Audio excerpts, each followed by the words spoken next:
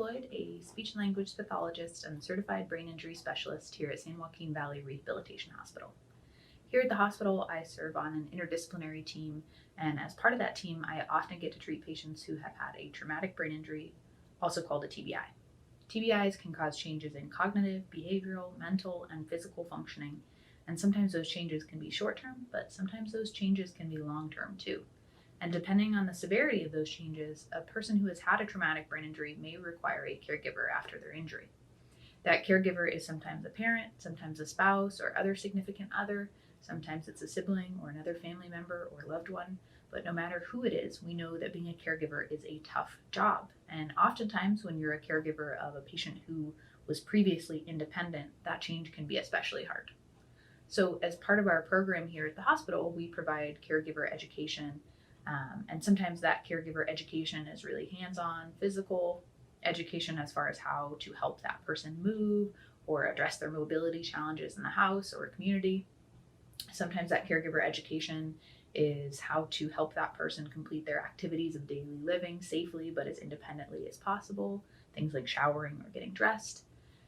We also provide education to the caregiver as far as how that person may have cognitive changes or challenges after their injury, or maybe how they have communicative challenges after their injury. But something that we like to do as a whole team is we like to provide caregivers with education on how to prevent caregiver burnout. But what is caregiver burnout?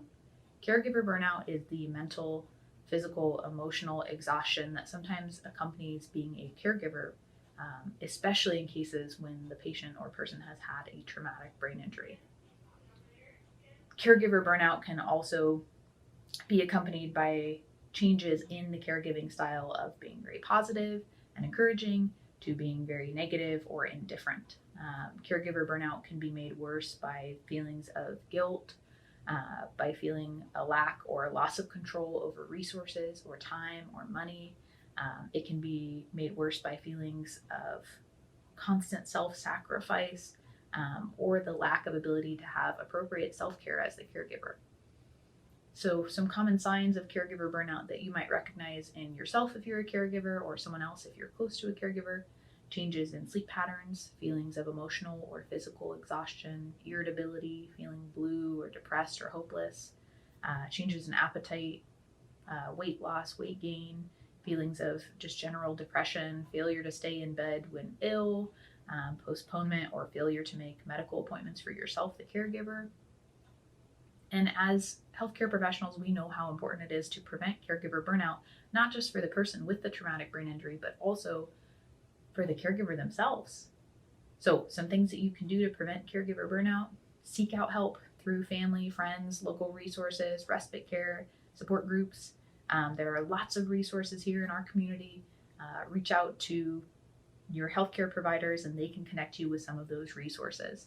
You stay healthy as a caregiver. That is helpful. If you're not healthy yourself, it is really hard to take care of someone else.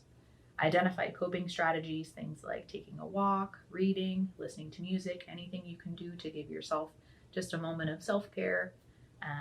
You can delegate as much as you can as far as caregiver responsibilities go. Maybe have a friend or loved one who has offered to help take the person to an appointment or do some grocery shopping for you. You don't have to be in this alone. You can divide that labor. You can divide and conquer. Other things that you can do, just in general, make sure that you are communicating constructively, both to the person that you're caring for, but also your medical team or other family members or people around you, because if you can communicate clearly and assertively, you will get what you need. And don't be afraid to ask for help from everyone around you. You're not in this alone, but just remember that you cannot pour from an empty cup. So take care of yourself too.